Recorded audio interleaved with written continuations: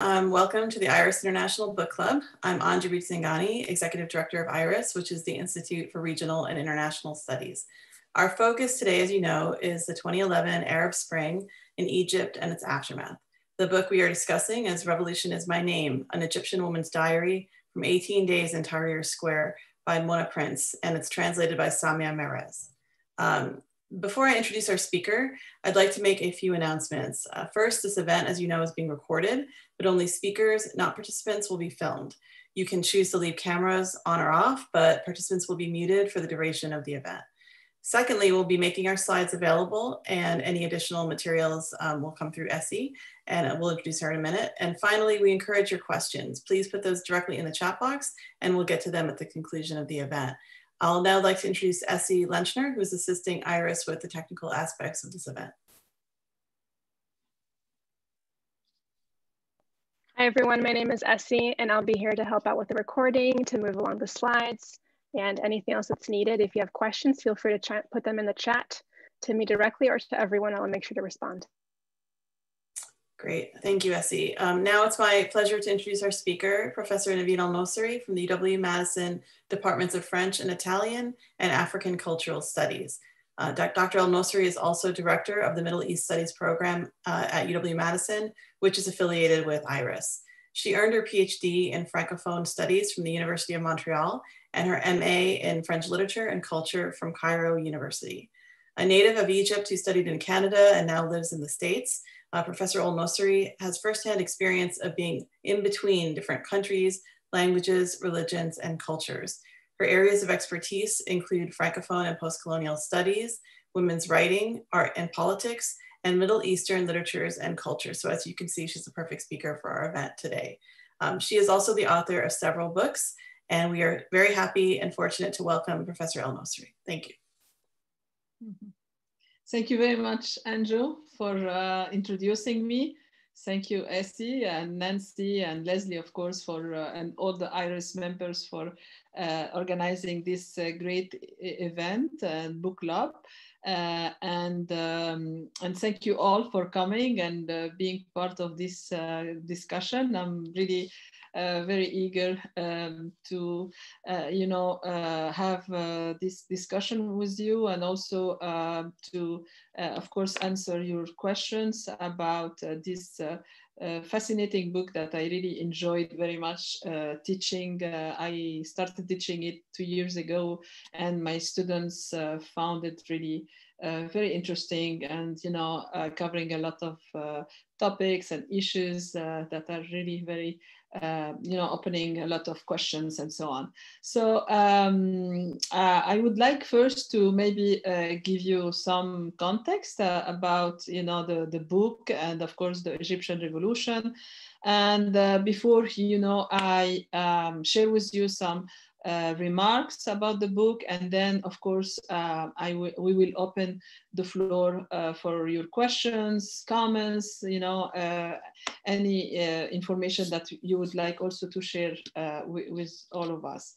So as I said before, delving into Mona Prince's diary, Revolution is My Name, let me share with you some remarks, to first contextualize Mona's diary within the Egyptian Revolution, and then move on to some, elements that I really find exciting and interesting in this book.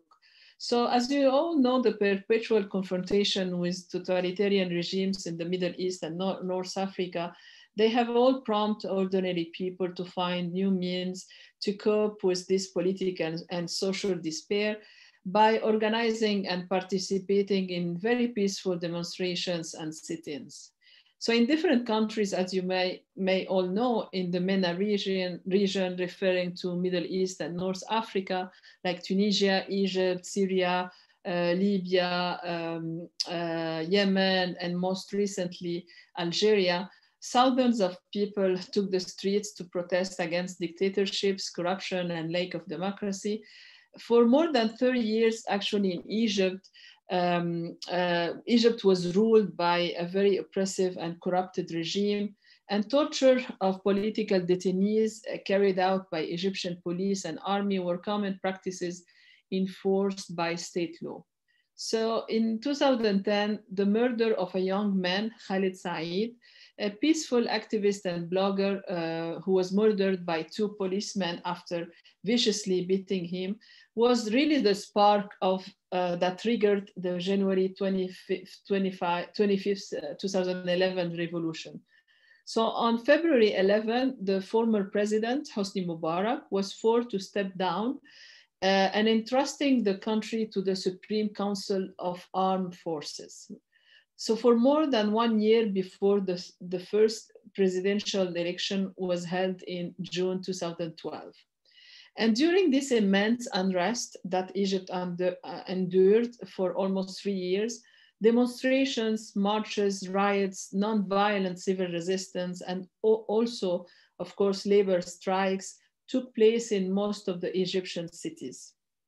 But on the other side, there was also creative expressions that were another means to promote justice and democracy and denounce oppression and raise consciousness. So there was a lot of creative expression, you know, taking place in many fields where men and women had intervened, and they were, you know, creating these pieces and mirroring the revolutionary spirit and producing a never-ending network of creativity. So I like to describe this kind of revolution as a parallel one, the art revolution as a parallel revolution, which was using art as a powerful tool to help bring about changes that was also unfolding beneath the political revolution, if I may say.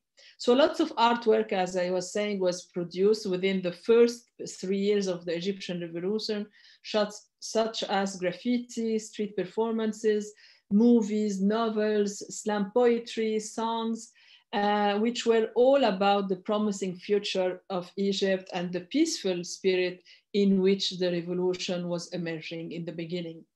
So let me quickly share with you a song that beautifully captures the Egyptian revolution's really joyful spirit for at least the first 18 days of the revolution, as of course the subtitle of the book states, you know, the first 18 days.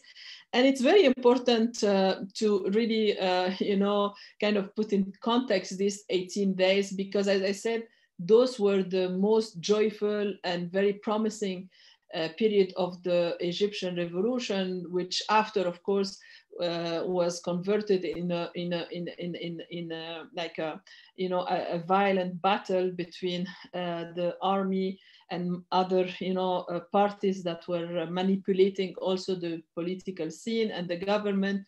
So, and this is really the 18 days on which Mona Prince focused in her diary. So Essie, if you would like, please to share the slide with the audience. Yeah. So we will listen quickly to this song. Maybe you don't have to play it the whole song, Essie, just a little bit, the first 18 days of the Egyptian revolution, please. How do I open the link in there? I'm guessing you embedded it here, but I'm not actually seeing it. Okay, yeah. Okay. Oh, maybe I found it. Okay. There it is. I can send it to you. Yeah, okay. So do you want to see the video as well, or just listen to it? See the video, please. Yeah.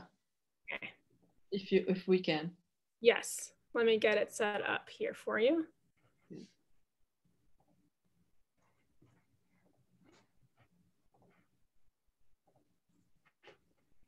Okay. Hopefully the audio comes in for you. Mm-hmm.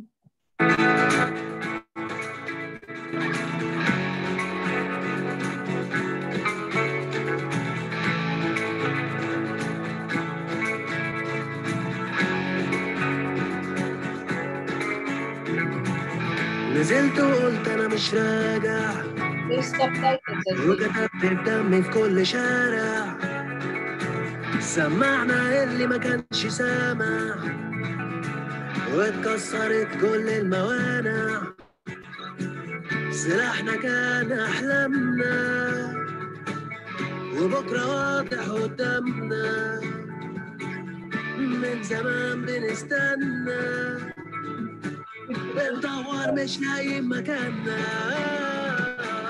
في كل شارع في بلادي صوت الحرية بينادي، في كل شارع في بلادي. What was that? Yeah, we can stop here. Thank you. Okay, great. Yeah, and I'll back the slides. Yeah, and I can share the PowerPoint with anyone who wants to have it, and there's a subtitle with the song. So anyway, so I just wanted to, you know, share with you the jubilant spirit that Mona Prince was depicting in her diary, and especially the 18 first days. So let's move to the second slide, please. So Mona Prince, just quickly speaking, giving you some you know, information and background about her. She's a fiction writer, translator, poet, and an activist. Her literary work includes many books, as you see on the screen. And her last book, entitled The Life and Adventure of Dr. M, was published in 2015. But before starting our discussion about her diary, I would like to share some anecdotal biographical notes about Mona Prince, which would be very fascinating to learn, and also are connected to the way she envisioned the diary.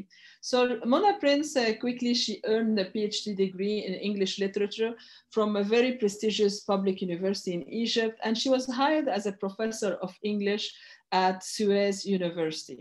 So as a person, Mona has always been a very outspoken and bold woman who doesn't shy to publicly express her opinions about politics, religion, sexuality, and so on. And of course, as you might imagine, this is the perfect recipe to incite troubles, right? So especially by being a woman in a conservative society, or if I may say, in a presumably conservative society. So in 2012, she nominated herself actually for the Egyptian presidency. She never expected to win and to become the president of Egypt, of course, or to collect even the signatures, but she did it as a symbolic, gesture. She nominated for herself to become the president, as she said in one of the interviews that I quote her, that she wanted to break taboos, to break stereotypes, and get involved, and to also let the people know that there were different possibilities, end of quotes. So of course, she failed to collect enough signatures, but as I said, it was a symbolic gesture that she wanted to make. But also under the presidency of Mohamed Morsi, who is a former leader of the Muslim Brothers, Mona Prince was suspended from her job for 6 months. And the claim that was submitted against her by the dean of her faculty and a few of her colleagues, among other charges, was that the lectures that she engaged students with were giving details that can sparkle some controversy. So Prince, she said that these charges stem from an assignment in which she asked students to compare images of God and Satan in John Milton's book Paradise Lost with the book of Najib Mahfouz, one of the very prominent Egyptian writers, and also Amal Donkol, a poet also from Egypt. So at this time, she was accused by her dean to disrespect religion and insult Islam. And she actually faced death threats from students belonging, of course, to the Muslim Brotherhood, And after there was so many petitions that was signed in favor of her, of course, but at the end, I think that she was really fed up with all this immense, academic censorship, and she decided to resign and to resign from her job and stay in her countryside house in a lovely little village in the Sahara Desert. Actually, the village is called Tunis, where she's enjoying her freedom and writing and also making pottery. So slide 3, please. Essie. As you can see here, this is where she lives now, and she's, learning to make pottery while, of course, continuing to write her books and so on. And the reason I juxtapose this picture of her belly dancing with the dean who has been behind, of course, her resignation is to clearly show her daring personality. That she, of course, decided to, on purpose, to publish, her performance belly dancing in her Facebook account, just to make sure, to provoke the people who have been against her, and to prove that she can be both a very competent professor, but at the same time enjoying her life as a woman who likes belly dancing, right? So her book, Revolution Is My Name. Can we move to the next slide, please? Yeah, not yet. Okay, it's okay. So Revolution Is My Name, as I said in the beginning of this presentation, covers the 18 days, the 18 first days, were the most, of course, promising period of the whole revolution. Because after this 18 days, the army and the military police cleared out Tahrir Square, rounding up liberal activists and taking them to police stations where they were tortured. So it was really the beginning of, a violence that started in Tahrir Square. And they started crushing, all the people, and the violence quickly escalated. So, so this is why actually Mona Prince's diary is very important, because it's really, depicting a very, very important period of the Egyptian revolution, as I said, which was really very joyful and peaceful. And it can be considered as, a genuine testimony of the Egyptian revolution. As I said, that was very peaceful and joyful. And of course, as you might have, seen in the book, there's a lot of references to this, spirit of joy and happiness and dancing and singing in the Tahrir Square. I may refer to pages like 101 or 107, where she talks a lot about, dancing and singing among all the people during the sit-ins in Tahrir Squares. Can we move to slide 4, please? We are already, okay. No, we are already. Yeah, so as I said, this is a testimonial factual account. And I'm stressing the fact that it was the first time for her to write a factual account, a testimonial account, because at this moment, not only her, but many other writers in Egypt and elsewhere in the Middle East, they were feeling that the fiction was not anymore possible because of the unrest that Egyptians and Middle Eastern were generally enduring. So it was still too early to write good literature, as Ahdaf Soueif, as you see in her quote here, states in her memoir entitled Cairo, My City, Our Revolution, that was published in 2012.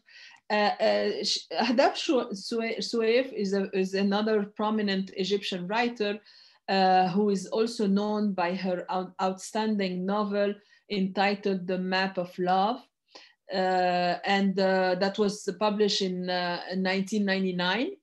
And it's a massive family saga that covers like complex and troubled history of modern Egypt. I would really recommend Ahdaf Suwaib's Map of Love too, if you are interested in this kind of historical novels. So as Ahdaf says in the quote that you have in front of you, it's the idea that it was almost impossible, right, to write fiction because of the moments, because it was more about witnessing and testifying, what was happening, because it was a way of archiving, the revolution that was really needed, and that maybe later on we will have like good fictional accounts that will be, that writers will be able to produce, but it wasn't the moment for that. Slide 5, please. So while Mona Prince diary is a personal account, as I said, as the subtitle states, Egyptian Women's Diary from 18 Days in Tahrir, it also can be considered as a collective testimony, by the very fact that she constantly juggles between the use, as you saw in the diary, of the I and the we, right? The we, the plural person in the book.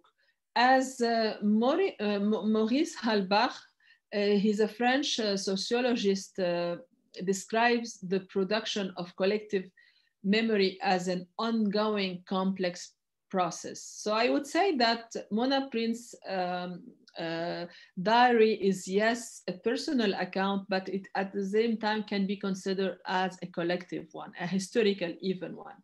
So the individual memory, which is constructed within social structures and institutions, could be, as a matter of fact, could be only understood through a group context, through a collective context, and as being part of, as I said, a collective memory.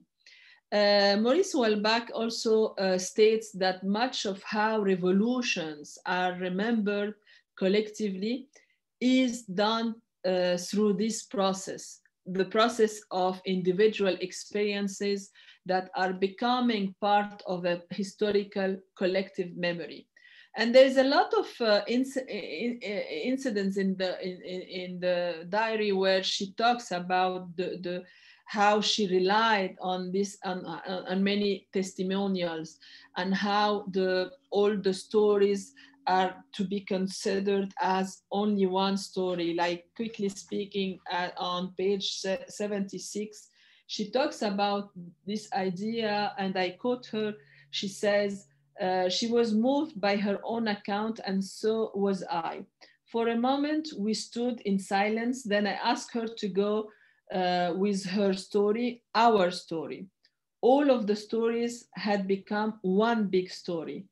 Despite their differences in location, they all complemented each other.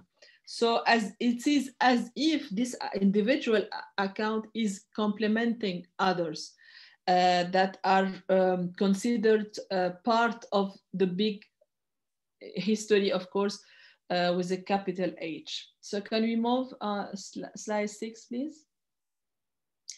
So quickly speaking about some remarks, that I'd like to share with you about the diary is, first of all, can you just click on?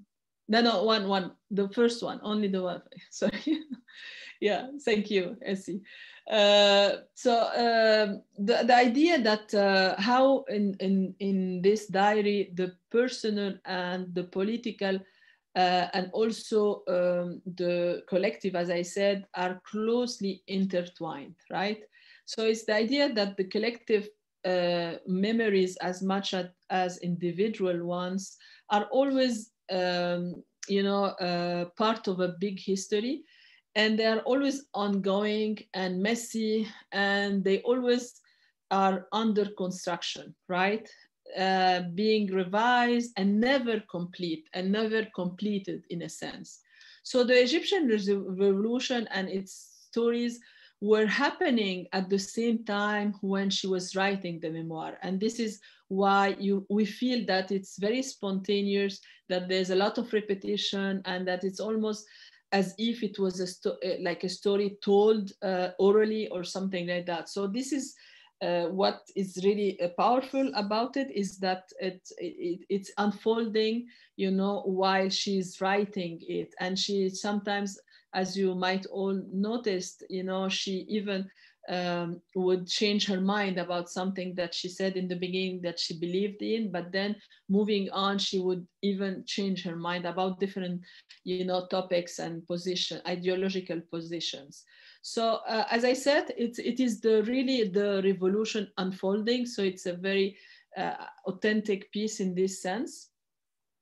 And also I would consider it, yes, as a factual account, but at the same time, it's a literary memoir, in the sense that it expresses and reflects on, you know, rather than documenting a set of lived experiences, it reflects on, you know, the development and the evolution of the main character, right? The Mona Prince herself. So it's really interesting in this sense, and it can kind of complexify a little bit the dynamic of how the main character is depicted and moving on. And of course, reflecting on her inner struggles, but also the outside struggles that she's leading with other people. So as I said, it's an improvised one, but at the same time, it's an ongoing process that it's giving it also its kind of literary nature. Can you click one more, please? So as you noticed, of course, from the beginning, since it's a personal account, and from the opening pages and throughout the book, there's, of course, an evidence of like collage, right? Of compressed blurbs, cartoons, jokes, bites of poetry, newspaper headlines, quotes from the Quran, Facebook posts by friends, songs, snatches of dialogue between the protagonist and police and the protesters that really illuminate the Egyptian people's cohesion, but at the same time, and paradoxically, the divisions within the Egyptian society, and that each piece that she's sharing and using is offering an insight and you know, an opinion, but not a definitive judgment about the situation. So this sense of uncertainty, it's very is one of the core very experimental, you know, development of the way she conceives talking about truth in general, right? So can we click, please? And another, of course, important element that I will also want to grab your attention to is the use of how Mona Prince wanted to capture the role of social media, right? Which played, of course, an important part in Mubarak's downfall, but also unfolding the events afterwards. So social media was an alternative source of information, which of course was you know, important at some point, but at the same time she mentions at different instances how social media also was a means for the people's struggle, but at the same time was also a means for manipulation and political manipulation by the government, and also, of course, the so many lies and fake news and state propaganda, you know, that was shared also through social media. So social media definitely played a very important role. within the revolution, but also it played a role to kind of deconstruct or you know, bring some fake news that will, of course, shake the power of the revolution. So this also was very important to learn about through her memoir. Can you click, please, Essie? And also, what is fascinating about the diary is that it is really anchored in the everyday details, which are really very genuine and extremely important, especially for readers, foreign readers who don't necessarily know much about the Egyptian revolution. So the everyday details are really very, very important, and of course makes it more interesting as a piece of history even. Can you click another one, please? Yeah. And of course, there's a lot of this kind of, as I said, the sense of camaraderie and solidarity among Egyptian people was very well depicted, but at the same time, she was also talking a lot about the different social divisions within the society. Again, please, a click. And finally, the memoir also, talks a lot about the intricate relationship between Egyptians and the army. You know, there's a very kind of conflictual and paradoxical and very complex and intricate relationship with the army. If I guess you have probably all noticed that, you know, and and this because it reflects, as I said, the very intricate relationship between Egyptians and the army that we can, of course, talk a little bit more during the Q&A. Because at the same time, on one hand, you know, Egyptians, as Prince depicts in her diary, they have a sense of respect, and they are they held in high regard the Egyptian army, but at the same time, you know, they were very suspicious about the army, and they had a lot of questions, you know. And as you saw in her memoir, she was talking about even some police conscripts who were abandoning their duties and joining the People's Revolution. And in the beginning, as she referred on page 91, that the army and the people are one hand. And this was a really very powerful slogan that everybody was chanting in the beginning, that the army and the people are one hand. But of course, when, as you see the book is unfolding after, you can see that the violence was starting.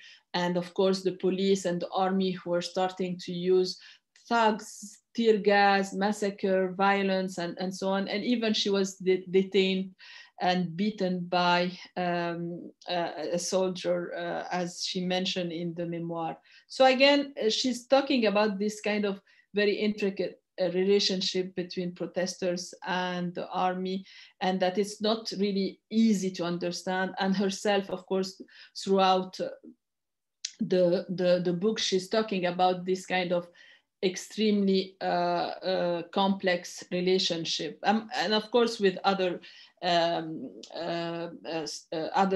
elements and other class groups and in the society too. So this is why also can you click again, please? This is why also I mentioned the importance of intersectionality, because there's a lot of instances where she speaks about the Muslim brothers, the regular Muslims, the Christians, the leftists, the poor people, the rich people.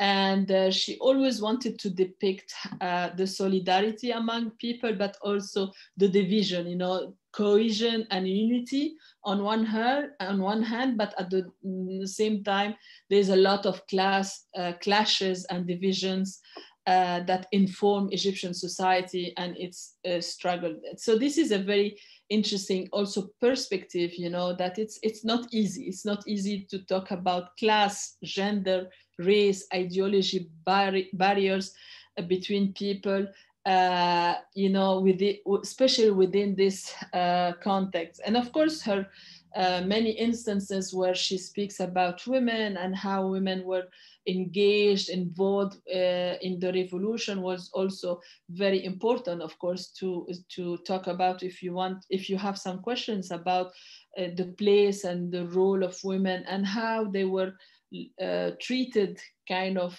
in the beginning as participants of the revolution, but at the same time there has been some, you know, as she mentioned, of course, incidents of harassment, of even rape and so on. But again, this has to be put in a larger context where, of course, many parties were just manipulating, you know, and exploiting the situation for their own agenda. So there is a lot, of course, to talk about also manipulation of the religion and the religious apparatus, of course, and especially the Muslim brothers that were also having their own agenda, right? Political, especially agenda. But I would like to quickly, you know, finish my presentation on a more joyful note and about humor, right? Because as we noticed, of course, Egyptians have a lot of sense of humor. And humor, of course, is depicted here. I am, by the way, from Egypt, so that's why I'm laughing. So humor is a means of, I would say here in this context of revolution, humor is a means of resilience, right? Is a means of resistance in a sense. In a very peaceful, pacific way. Humor can be also a powerful kind of weapon. So there's this idea of course, you know, introducing a lot of jokes, songs, jovial, you know, situation where people dance and they would, regardless of their different barriers among themselves, in terms of class, gender, generation, ethnic groups, and even political orientation, you know, that at least the sense of humor is something that can really make the people closer to each other. So it was a powerful revolutionary weapon, as I said.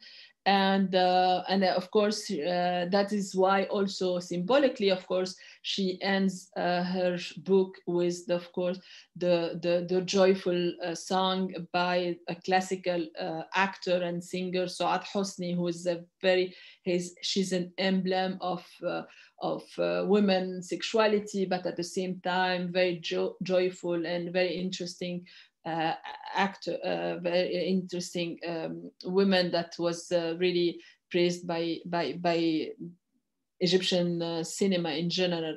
So, and she ends, of course, as I said, the memoir with the song of Suad Hosni. So to really enhance, you know, this sense of powerful joy and peaceful, of course, demonstration that people really wanted to keep the revolution in this you know, state and sense. But as we said, it ended up unfortunately with a lot of violence, and we can see and say that the revolution after all was not successful in this sense. So on this kind of positive note, I would like to maybe stop here and you know, listen to your comments, your questions, and so on. So thank you very much for listening to me, and let's open the floor to some discussion, questions, comments. Thank you. Thank you, Naveen. That was really fantastic. And you sort of had so many So many great areas for us to jump off on. And our first question has to do with how outside scholars, political scientists, and others have analyzed the Arab Spring now that it's been almost a decade. Is it viewed as an anomaly or some kind of isolated incident? And how does that vary by country? And so for me, actually, I was wondering too about Tunisia, and some, perhaps you might want to make a comparison there. And then in that, following up on that, were those involved in revolutions, how would they see the events now differently than maybe people do in, say, the political science sector? Yeah, definitely. It's a great question, and it's a big question too. But for sure, I mean, there's different positions when it comes to how to consider, for instance, Mona Prince, as a piece of history. So should we consider it as a piece of history? And actually, I was really fascinated and surprised when one of my colleagues here at UW-Madison, who is a professor in political science, Aaron Rocksinger, and also Daniel Schultz, are using Mona Prince's memoir or diary as a piece of history, right? So it was really fascinating to see that even, scholars from different fields can, and of course there's a lot of debate about if we should consider, like a personal account to be a piece of history, yes or no. And to kind of link a little bit the Egyptian revolution with the other revolutions, what has been going in Egypt and going on in Egypt has been also going on in many countries like Tunisia, of course, and well, the ones who have at least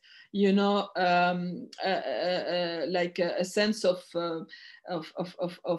peaceful kind of scene where they can really produce. Where, of course, in Syria, for instance, there's still a lot of artwork that has been produced, but not like before because of the turmoil of the war and the civil war.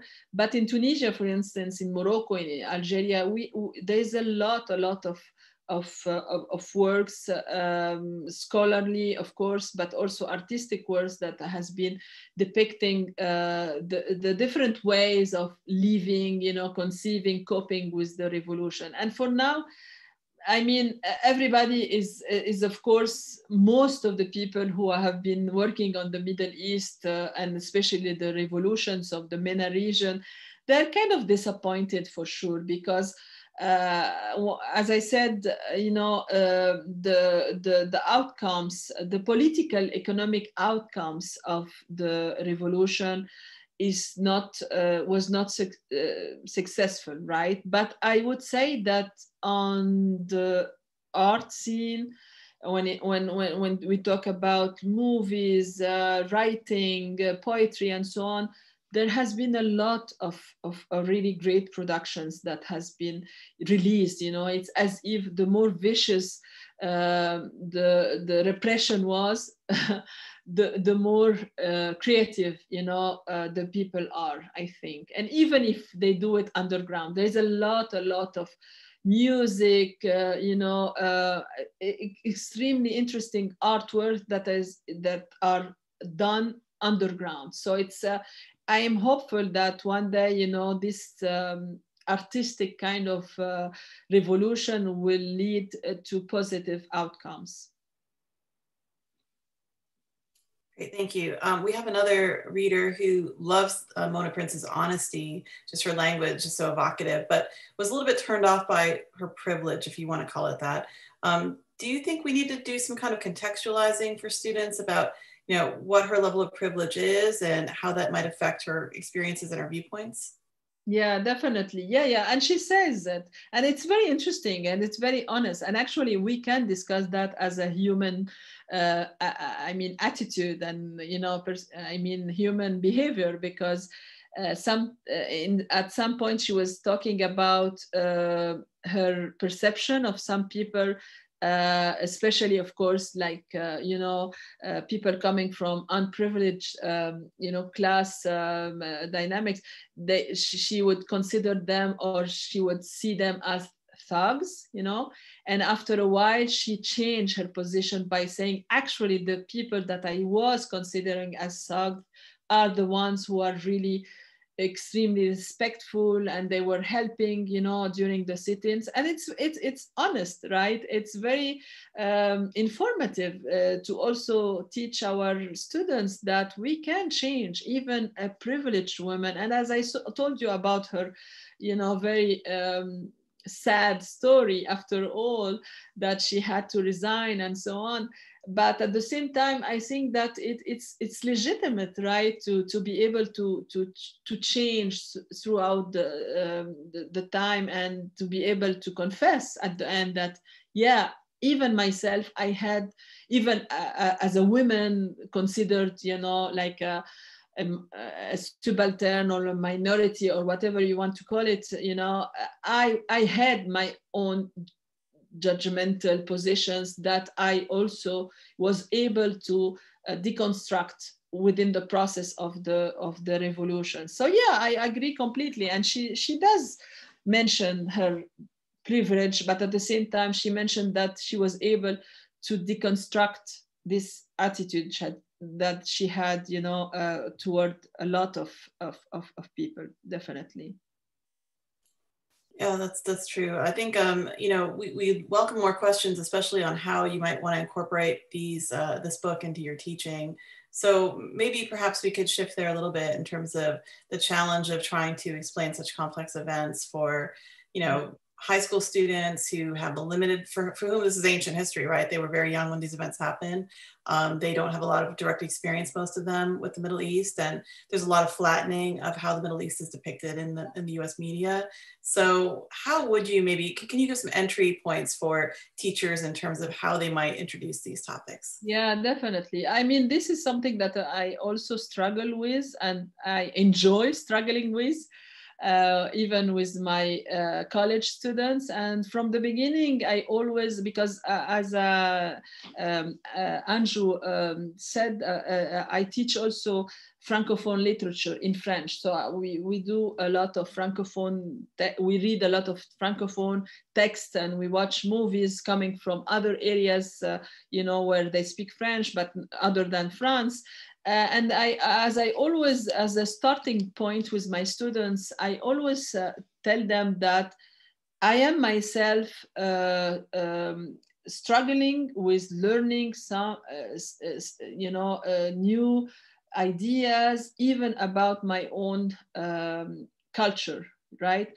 And that the best way to go when reading, a piece of art or a piece of literature or whatever coming from another culture is that to try to, as much as we can, not trying to understand this culture, because the idea of understanding is can also actually can have a negative connotation, in the meaning that, oh yeah, I understand you, therefore I know what you are talking, or what you are, right? But it's not the idea of understanding per se. It's the idea of trying to learn about the others and to respect, the other culture as they are.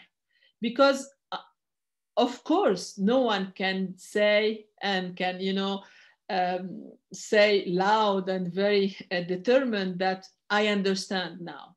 It's impossible. Even myself, and I always tell my student, I only represent myself. I'm a woman from Middle East, from Egypt. I represent myself. I don't want to be the spokesperson about women, about Egyptians, about Middle Eastern, about Muslims, it's my way. And sometimes, of course, I would provoke my students with my ideas. They will be surprised that I have really different ideas about my own culture that is very provocative, that's extremely open, or whatever they consider. And they would say, oh, we thought that you had another position on your own. And I always tell them, I don't represent anyone. So if you go from this, position that You don't want to represent anyone. You don't want to make them understand. You just want to introduce them to a different way of coping with reality in general. But at the same time, you will find out, after all, of course, after reading Mona Prince, we have a lot of in common. You know, I mean, I have a lot in common with her. You have a lot of common with her, you know, I mean, Amy, Kristen, William, you know, Lauren, you have a lot in common with her, right? And so I think that the best way to talk about these cultural differences with your students is to make them grab what is in common as human in general, you know, the commonalities that we can share with humans in general. And at the same time, okay, let's kind of not deconstruct, but let's try to learn about culture difference and learn about how they cope with religion, they cope with women, they deal with interacting with other people, but not in a sense of understanding, because actually understanding can be be revealed a very passive position. Because when I understand, it means that, okay, I don't need to know more because I understand. Okay, yeah, I understand that you are different than me. No, it's just I respect that you are different than me, regardless of your own position that maybe I'm not comfortable with, but I respect it, you know. But I don't have to like 100% understand it, because as I said, I will never understand it after all. And also when I read any book, and even myself, when I read with my students about whatever, Algerian literature, Moroccan, French, you know, immigrant from elsewhere, because I like to work on Francophone literature, I always tell them that any book that we are reading, each person will have a layer of learning from it. So it can be an extremely very as an introduction to the culture. It can be more. So I mean, each person will grab from the book whatever he or she needs, you know, to know about it. So I always share with them and study with them any literature as a start point, you know. They can delve more into it if they want. They can grab just a little bit on the surface. It depends of each person how he wants to learn about the other culture. So I mean, of course, every single sentence in this book or any book can be contextualized, right? I mean, you can delve into the most specific contextualization of any sentence that is written here, but and so for how long you are going to do this process. So well, you have to have like a limit, and then say, yeah, I'm going to give like a very like comprehensive introduction, and then I will let them, if they want to delve into it, they would, but I wouldn't be the one who is giving them the whole truth about a culture or something. I definitely agree with you there. And so one of the things that I think about when I think about contextualizing is the fact that this was not written in English. And so maybe we are losing something in translation. Maybe the jokes aren't exactly as they're depicted on the page, or some of the context has to be kind of flattened. So how would you explain, you know, for teachers who don't do a lot of work in translation, how would you explain the limits and maybe the promise of dealing with works in translation? Yeah, I mean, yeah, it's a very good question, and then I always share also some, you know, my own reflections on translation by saying that translation is never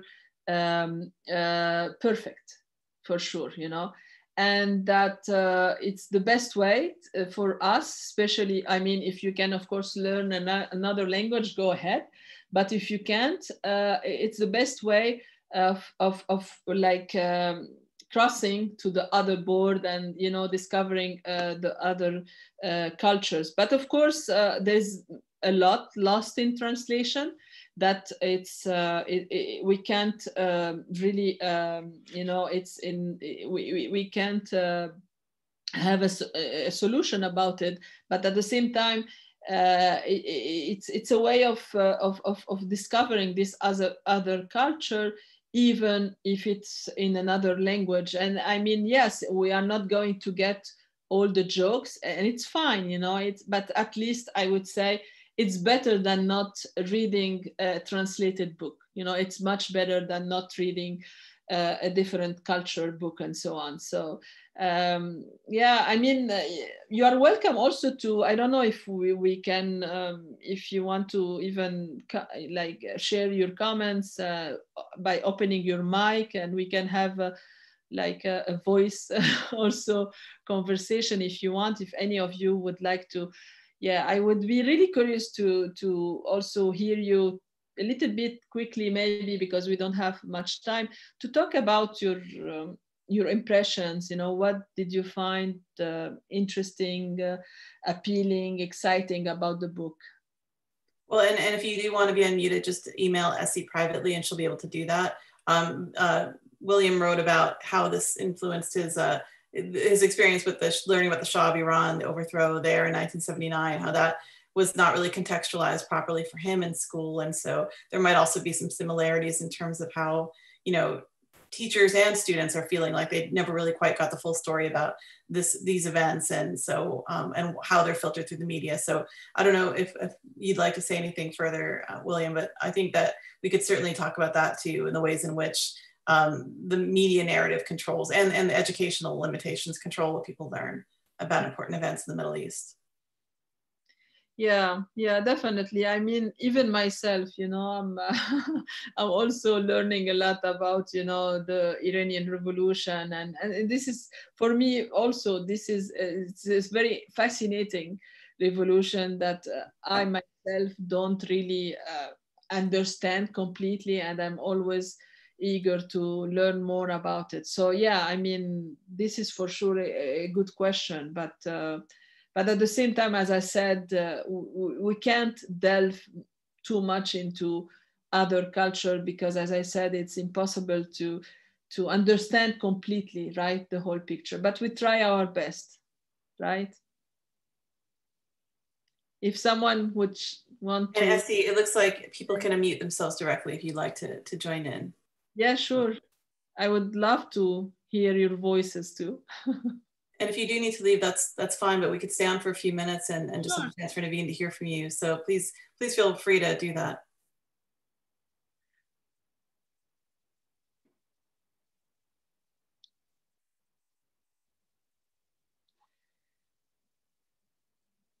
Anyone would like to share his or her impression in general, quickly?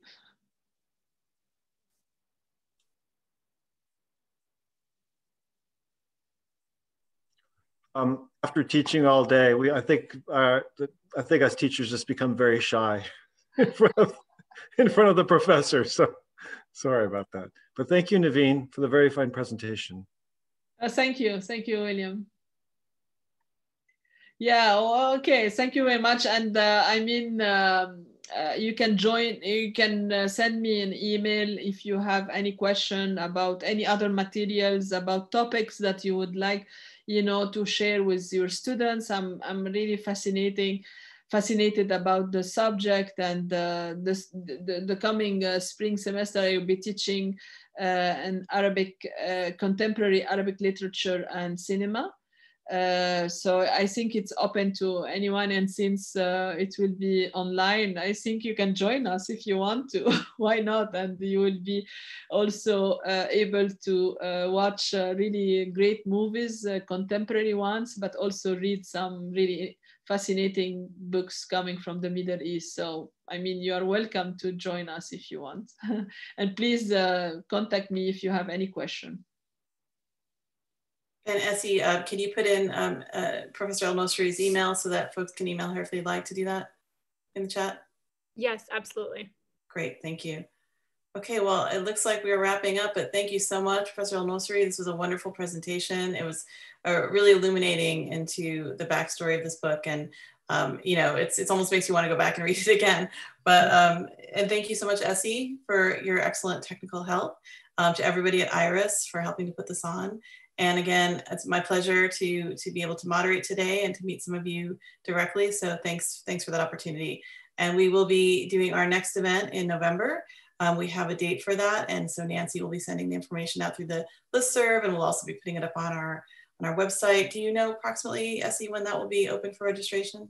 Yes, that should be ready by tomorrow. So you can check out iris.west.edu for that.